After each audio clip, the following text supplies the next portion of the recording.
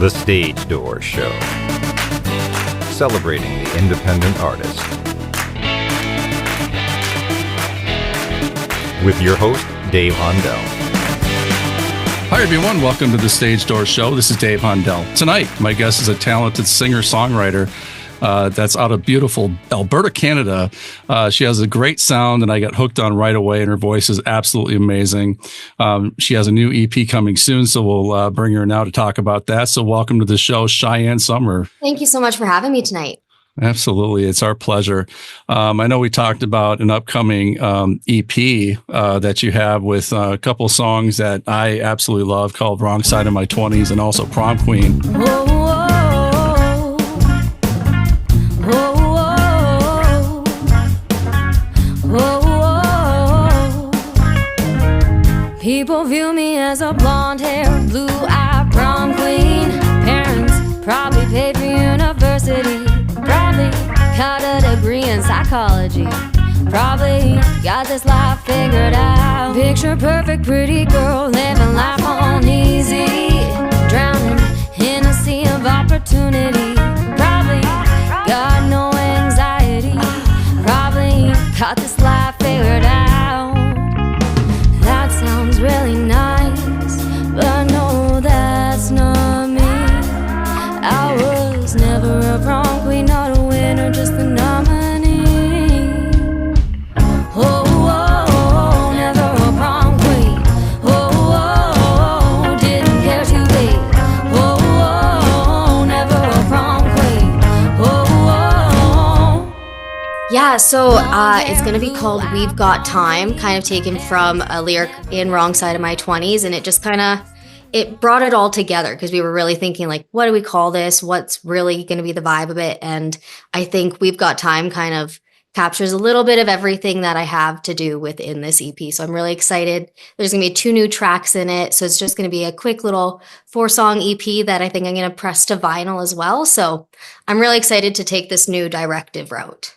Well, I like the press the vinyl thing too, because I know vinyl is kind of making a little bit of a comeback, which I love because, when I grew up in the 80s, 70s, 80s, I mean, that's all we had was vinyls and cassettes, and I love vinyl. It's just absolutely, a great thing that is coming back.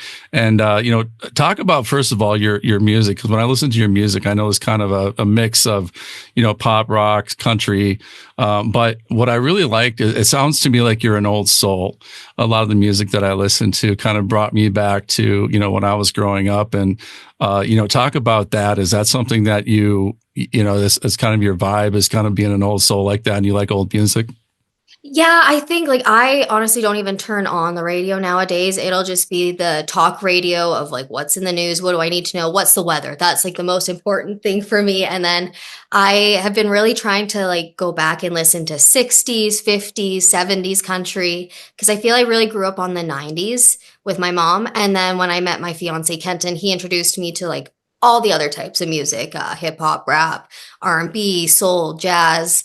But I really, for some reason, I hadn't heard the Beach Boys before. And then when I heard them, I think I spent a whole summer just listening to them over and over and harmonizing with them and just falling in love with the harmonies. And I wanted to kind of encompass the harmonies and the funness of the doo-wop that the Beach Boys brings with the storytelling of country. So I think I've kind of just been playing around with that and just, a little bit of hard rock and roll and a bit of edge in there just because it's fun and it's a bit me. I think on the outside, it kind of seems innocent, but if you get to know me, I can be a bit of a hard edge and dry sense of humor, dark humor, so yeah. 2 kind of separate things. Absolutely. It's a good mix. And then also, you talked about, Kenton, kind of, opening up yourself to hip hop and some other forms of music, and your I Spy song featuring Tiny Wings, that's something that I really love because I work with a lot of artists over the years, and one of the things that I've always give advice to them is always try to get out of your genre a little bit, and you're going to open yourself up to other bases, other listening bases, and I always love when somebody does country or pop and then they add a rap influence to it as well. well. I mean, it kind of it's just I think it just kind of brings everything home, and it's so kudos to you for doing that, number one, and kind of opening yourself up to other genres. And I guess what's your favorite type of music? What's your favorite genre to perform? I know you do a lot of it, so what's your favorite? I think honestly, I've decided it's definitely country, but for the longest time, I think I was fighting it, especially being in Alberta and everyone's a country artist. And I was like, no, I'm not going to be that person. So I tried the R&B route and I love it. But deep down, I think I know country is where it's at for me. I also interview a lot of people that live in Nashville, and everybody flocks to Nashville. That's a country artist, it seems. And, which is, I think is great. I mean, there's a lot of great songwriting there, but I mean, Alberta, it's like, the Stampede, everything is around country music there. And so you're kind of, your base is really there. I mean, you think about that, and now with streaming platforms, you could get your music out to anyone, not just Alberta, but when you perform, you're performing live in front of people who love that music. So I think it's a perfect place for somebody who does country. And I was there for a week, and I know from just being there a week that country music is really king, and there's a lot of, restaurants play it. A lot of people perform it. And, so I think it's a great place to be. And, talk about the marketing of your music, because and also talk about your photo shoots, because your photo shoots are really amazing. I think you go kind of the extra level with it. So talk about marketing yourself as an indie artist. Well, honestly, it's not just me, which is really helpful. Like I said before, Kenton's a huge integral part of this. I think it's nice to have someone to bounce ideas off of constantly and someone to play the devil's advocate as well. So I think with the release of my first couple singles, Haunt Me, I Spy, and Circles, I really started to get an understanding of what the music industry is. And although it is a lot of the music, it's more so business. So if I spend per se $1,000 on music, I need to spend at least maybe $3,000 in marketing, it's so expensive, which is why it takes time to release music. But I'd say having good artwork, like the cover art, taking that time to get the photo shoots and picking it and everything, it just sticks out a bit more. And I was told not too long ago that if it was between me and one other artist and they're looking at the artwork and maybe the other person's isn't as of quality, then they would go with the more quality artwork for the blogs and all that stuff. So it pays to go that a little extra mile, even when you don't have the money. So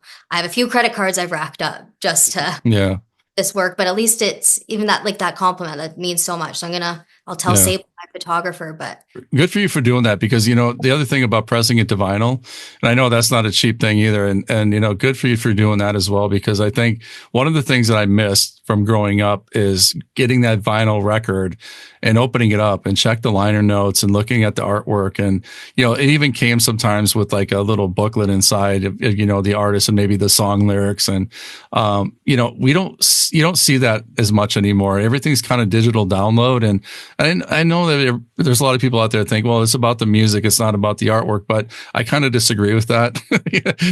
I really think that, people that go by, they spend money on something, they want to have those extras. And if you give those extras, I think people are going to, buy more albums, or at least, you're going to get yourself out there a lot more than somebody who doesn't have anything. So I completely agree with you on that.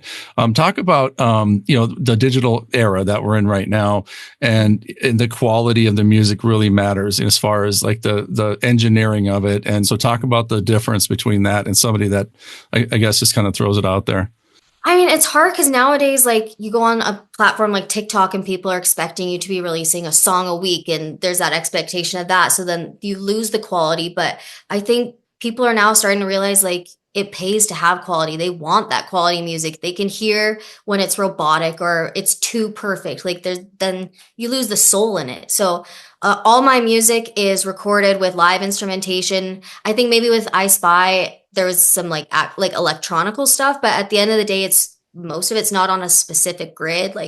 It vibes, it ebbs and flows. It's live and it has a feeling where for a while there, I felt like we were kind of losing feeling in music, and it was just very static and rigid. And now it's coming back to, you see people, that me more cowboy than you song. It's a demo, but it sounds awesome because it's their soul, Yeah. So I think it's important to put up money into recording it professionally because people appreciate that, especially when it is pressed to vinyl or CD. You need that quality, but you also don't have to go spend tens of thousands of dollars on it. You can be within reason, but I think it really pays to put money into yourself, you know? That completely makes sense, and that's something that, I like I said, I've worked with artists that have done both, but, sometimes if you don't have the funds, you got to do what you got to do to get your to music out there. But also, what's I don't know Alberta like that well as far as the music business, but are there still studios in Calgary and Alberta, or is that something that's here in the United States? I mean, a lot of the recording studios, unless you're in Nashville, basically shuttered down and closed down. It's just because everybody records at home now. So what is it like there? I mean, is there a lot of access to studios there? Yeah, there's at least 3 or 4 main studios. Like there's OCL and the Music Center, and we have the National Music Center with Bell, so they have a recording studio. But honestly, there's some of the coolest studios I found. Like one was inside a barn, one's inside office building that like there's all these other things going on, and you just open the door and it's a whole studio, and that's where I've recorded my whole album. So there's a lot of really cool eclectic places I think that we've acquired here in Alberta. So it's not like the standard like you go in and it's like kind of a scary environment. I've been finding a lot more of like warm environments of like you can have the whole day, or OCL you can rent the whole barn and spend the night, and they have a kitchen for you if you want with your whole band. So there's a lot of cool places here, I think. Yeah, it sounds like it. Also about the music videos. I mean, is that something that, do you have a lot of concept music videos that you've worked on or you're going to work on with this new EP? I know visual is really, really important. And I think that's where my money needs to go next. It was just delegating where to put the money. Right. You got to have the music first, right? And I was like, you know what? I think a visual aspect, pictures is really important first. And then as I gain listeners and stuff, then I have a lot of music video ideas, but some of them are like burning a whole room on fire. So it's like, I need a budget for that, or a grant or two, or a little bit of savings, so we're getting there. But for sure with the EP, we're definitely going to spend some money on the visuals. We know that a music video, at least some really high quality reels, are important. Yeah. And I guess look down the road, like 3 to 5 years. I mean, where do you want to be as an artist? You want to tour throughout Canada, tour, United States, or, Europe. I mean, what are your goals, your short-term goals, 3 to 5 years? Yeah, no, I'm itching to tour now. I've been spending a lot of time and realizing like I'm not where I need, like, not that I'm not where I need to be, but I realize that I can't compare myself to other artists that may be 2 years ahead of me, and realize that I'm taking the steps I need to get where I need to go. But I think within the next few years, I've been working on like writing my proposed showcases for showcasing events. And I think within the next year or two, I want to be touring for sure. If it might be too soon this year, but 100% next year, I want to be on the road more than I am home. And whether it's touring Canada or Europe or the US, just anywhere, I just want to be playing live music and being with people and seeing the fans' reactions. And yeah, I'm ready to be out on the road now, I think. That's what it's all about. Well, I got to tell you, your voice is amazing. It really is. And that's really what caught me, I think, first was your range. You have a great range. Your belting is amazing. It's so, again, just, great voice. And, I know your future is very bright when it comes to the music business. So, keep that up. The other thing that caught my eye on your social media is the Canadian Indie Country Countdown. So talk about that for our listeners in the US and what that is, because I think that's a pretty big deal when it comes to indie artists. And I think you hit the top 10, right? Yeah. And actually with my first 2 releases in 2024, so Please and Prom Queen, they both hit the top 10, which is incredible. And congratulations. Side is steadily climbing. So it's an amazing little platform. It supports independent country artists all throughout Canada, from British Columbia to Nova Scotia and all in between. And then if you make it within the top 50, they play you on a little local radio station. And then within the top 10, I think then it goes a bit more nationwide.